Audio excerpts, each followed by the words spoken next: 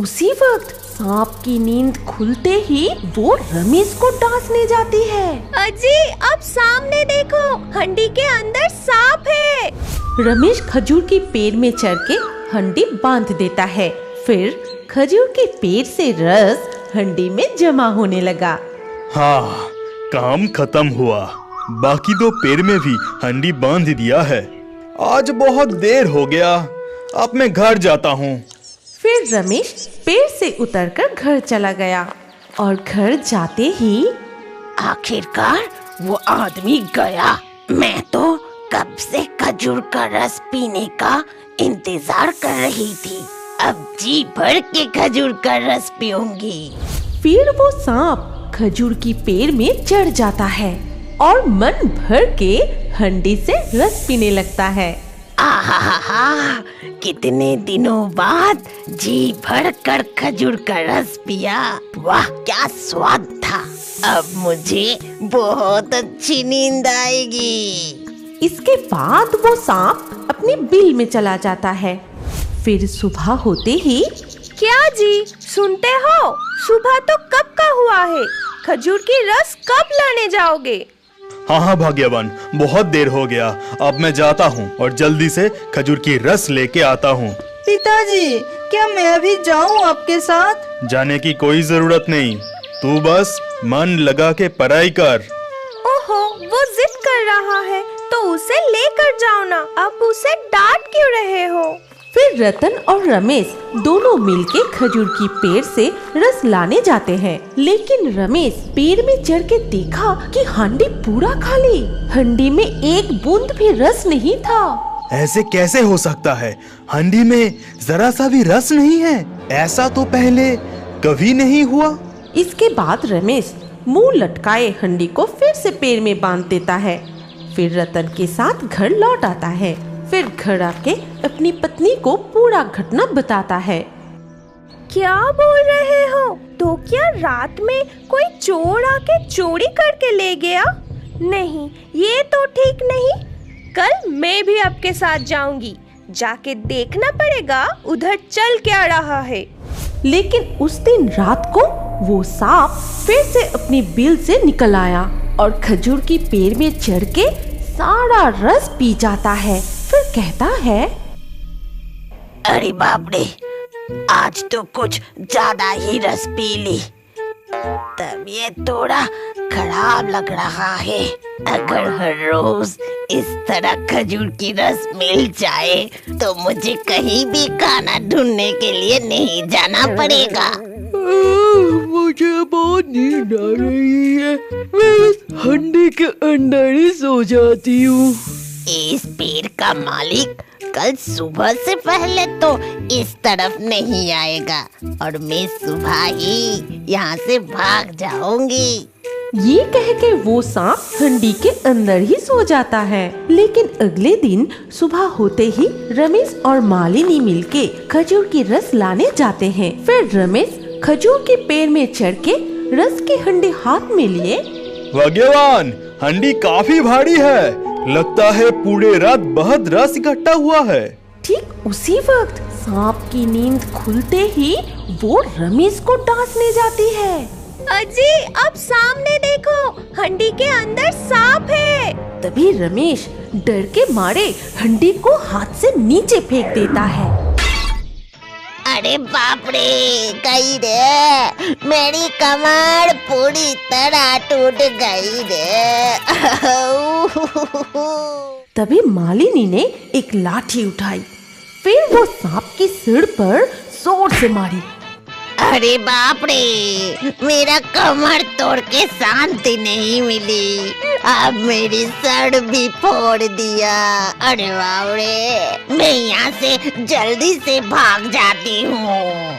फिर वो सांप वहाँ से भाग जाती है। फिर मालिनी जाके पेड़ के नीचे उस सांप की बिल को भी तोड़ देती है। वो सांप फिर नहीं आएगा। अब जाके पेड़ में हंडी बांध दीजिए। इसके बाद रमेश पेड़ में फिर से एक नया हंडी बांध के घर लौट आता है। लेकिन इधर वो सांप, क्या रे ढोंड़ा, तेरी ऐसी हालत किसने बनाया है? क्या बताए प्रभु, थोड़ा सा खजूर की रस पीने गए थे और ऐसा हालत हो गया। इस तरह वो सांप अपनी प्रभु पंचमुखी नाग को पूरा घटना बताई। फिर वो अपनी प्रभु से विनती करती है, प्रभु कुछ कीजिए, मैं बदला लेना चाहती हूँ, आप मुझे शक्ति प्रदान कीजिए प्रभु।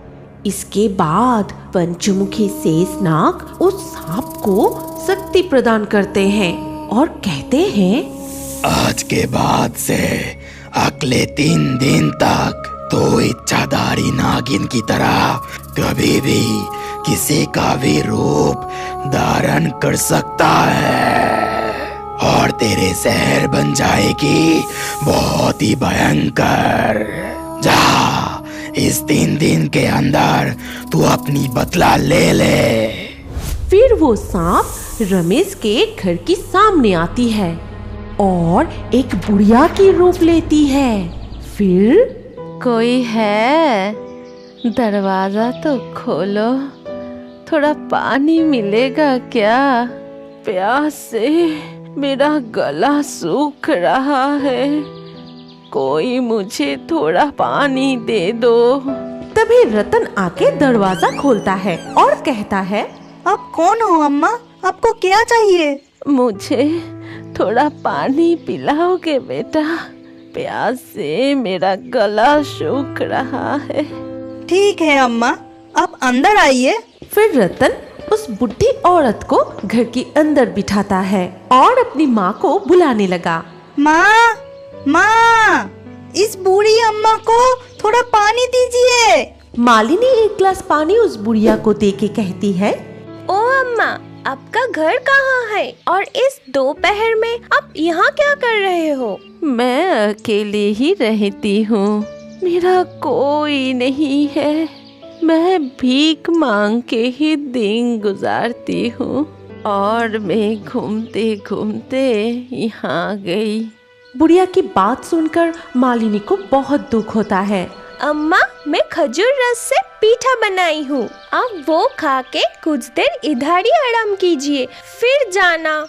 बुढ़िया वो पीठा खा के वहीं सो जाने की नाटक करती है। उस वक्त मालिनी रसोई में चली जाती है, लेकिन रतन वही खेल रहा था और ये मौका देख के, अब जाके मौका मिला है, पहले इस बच्चे को टांसूंगी, फिर उन दोनों को मार डालूंगी। तभी वो बुढ़िया सांप के रूप में आके पीछे से छुपके से जाके रतन को काट लेती है। माँ, सांप! रतन की चीख सुनकर उसकी माँ रसोई से दौड़ कर आती है। तब तक वो सांप फिर से बुढ़िया की रूप ले लेती है। अरे बेटा, क्या हुआ तुझे? सांप कहाँ से आया? कोई है, यहाँ जल्दी आओ, मेरे बेटे को सांप ने काटा। मालिनी की चीखें सुनकर रमेश भी वहाँ आ जाता है। क्या हुआ? आप ऐसे चिल्ला क्यों रही हो? बेटा को क्या हुआ? हमारे बेटे को सांप ने काटा, अब जल्दी से कोई डॉक्टर साहब को बुला के लाओ। हाँ भाग्यवान, इसके साथ मैं एक सपेरा को भी बुला के लाता हूँ। सपेरा क्यों? सपेरा की नाम सुनते ही वो बुढ़िया मन ही मन डर जाता है और वहाँ से वो भागने की कोशिश करती है। लेकिन तब तक रमेश सपेरा को साथ में लिए घर लौट आता है और सपेरा जैसे ही बीन बजाने जाता है, नहीं, बीन मत बजाओ, मुझे बीन की आवाज से बहुत कष्ट होती है। नहीं, ये बीन बजाने से तुम्हें क्यों कष्ट होगा? बीन के आवाज से तो सांपों को कष्ट होता है। और सपेरा बीन बजाने लगता है और साथ ही साथ, बंद करो ये बीन की आवाज, बंद करो। ठीक उसी वक्त वो बुढ़िया की रूप छोड़ के सांप की रूप में आ जाती है। ये घटना देख के मालिनी रमेश बहुत डर जाते हैं। तभी मालिनी, अरे ये तो वो सांप है जो खजूर के रस पी रहा था। उसको मैंने पीटा था, इसीलिए शायद बदला लेने आया है। मैं घर के अंदर आते ही समझ गया था, यहाँ जरूर कोई गड़बड़ है। तू जल्दी जाके बच्चे के शरीर से विष उतार ले, नहीं तो तुझे यहीं पर है। फिर वो सांप जाके रतन की शरीर से विष निकल लेती है और ठीक उसी वक्त वो सपेरा सांप को पकड़ लेता है। अरे बाप रे, प्रभु प्रभु मुझे बचाइए, प्रभु मुझे बचाइए। हाँ, तेरे प्रभु भी है, तो दोनों मिलके ये सब कर रहा है। चल, अब मुझे तेरे प्रभु के पास ले चल। ये कहते हुए वो सपेरा बीन बजाते बजाते सांप को पकड़कर वहाँ से चला गया। इसके बाद रतन भी एकदम ठीक हो जाता है। उधमपुर नाम के एक गांव में सुरेश और महेश नाम की दो भाई रहते थे। पुश्तैनी संपत्ति सुरेश को महेश से ज्यादा मिली थी, फिर भी उसे महेश की संपत्तियों के ऊपर शुरू से ही नजर था। सुरेश को उकसाने का काम उसकी पत्नी लता करती थी। उन लोगों की कोई बाल बच्चे नहीं थे। महेश के घर में महेश, उसकी पत्नी मधु, दो बच्चे चिंटू और पिंकी के अलावा उन लोगों के पालतू कुत्ता टोनी भी रहता था। टोनी से वो चारों बहुत प्यार करते थे। वो लोग अपनी जिंदगी में बहुत खुश थे। मुझसे उन लोगों की खुशियाँ और बर्दाश्त नहीं होती। क्या कर सकते हैं? खुशियों का तो हम लोग कुछ नहीं कर सकते, लेकिन उनकी संपत्तियां हड़पने के बारे में कुछ ना कुछ सोचना होगा। नहीं, उनको सिर्फ गरीब बना के मुझे शांति नहीं मिलेगी। मैं उनको बर्बाद करना चाहती हूँ। अरे, करना क्या चाहती हो तुम? ये तुम मुझ पे छोड़ दो। तभी लता के चेहरे देख के कोई भी उसकी मन की जलन को समझ जाता। वो ज्यादा देर नहीं करती। उसी रात एक सपेरे से एक बहुत जहरीला सांप ले आकर महेश के घर में छोड़ देती है। उस समय टॉनी को बाहर आंगन में बांध के मधु दो बच्चों के साथ मंदिर गई थी। तभी महेश घर के अंदर सो रहा था। लता को ये काम करते हुए टॉनी ने देख लिया और वो जोर जोर से भौंकते रहे, लेकिन कुछ नहीं कर पाया। तभी अंदर से महेश की चीखने की आवाज आई। कुछ देर तक महेश छटपटाते रहे, फिर उसका देहांत हो गया। उधर टॉनी तभी भी भौंक रहा था। फिर मधु दो बच्चों के साथ लौट आई। पता नहीं क्या हुआ, टोनी घर की तरफ देख के इतना भौंक क्यों रहा है? वो तो कभी ऐसा नहीं करता। वो तो मैं भी सोच रही हूँ। तभी पिंकी दौड़ के अंदर देखने के लिए गई। महेश की हालात देख के वो चीख उठी। माँ, भैया जल्दी आओ, पिताजी को क्या हो गया देखो। वो दोनों अंदर आके महेश को इस हालात में देख के बहुत रोने लगे। एक ही पल में सब कुछ खत्म हो गया। उधर टॉनी बाहर भौंकते ही रहा। महेश के देहांत के बाद सुरेश और लता दिखावा करने के लिए उनसे मिलने आए। हम लोग तुम्हारे अपने हैं, हमारे बीच जो हुआ है वो भूल जाओ। परेशानी के वक्त अपने ही तो अपनों का काम आते हैं, और हम तो तुम्हारे पास भी ही रहते हैं। लता बिल्कुल ठीक कह रही है।